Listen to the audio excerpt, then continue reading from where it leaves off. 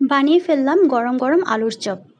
Hello বন্ধুরা, কেমন আছেন আপনারা সবাই? আশা করছি সবাই ভালো আছেন, সুস্থ আছেন।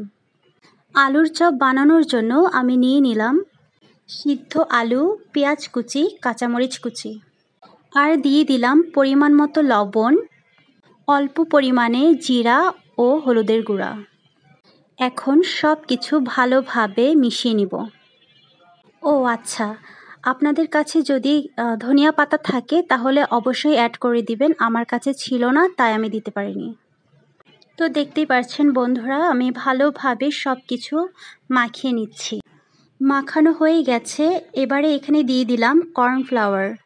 আপনারা চাইলে কর্নফ্লাওয়ারের পরিবর্তে ময়দাও ইউজ করতে পারবেন।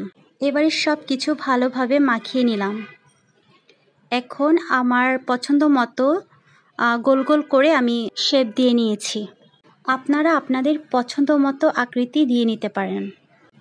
আমার সবগুলো বানানো হয়ে গেলে কিছু আমি ফ্রোজেন করে রেখে দেব, আর কিছু ভাজার জন্য রেখে দেব। এই যে দেখতে পাচ্ছেন বন্ধুরা, প্যাটির কয়েকটি আমি ভাজবো আর প্লেটেরগুলো আমি ফ্রোজেন করে রেখে দেব। এখানে আমি একটি ডিম নিয়ে নিয়েছি, দিয়ে দিলাম সামান্য পরিমাণে লবণ। এখন ভালোভাবে ফেটিয়ে নিব।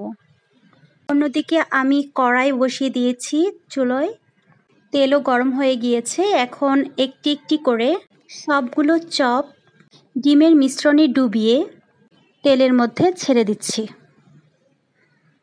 আমার চুলার আঁচ মিডিয়ামে আছে। চপগুলো একটু সময় নিয়ে ভাজতে হবে, একদম তাড়াহুড়া করা যাবে না।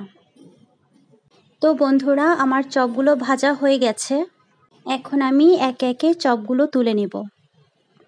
তো বন্ধুরা, আমার ভিডিও যদি আপনাদের ভালো লেগে থাকে তাহলে লাইক, কমেন্ট, শেয়ার করে আমাকে সাপোর্ট করবেন এবং আমার পাশেই থাকবেন। ধন্যবাদ।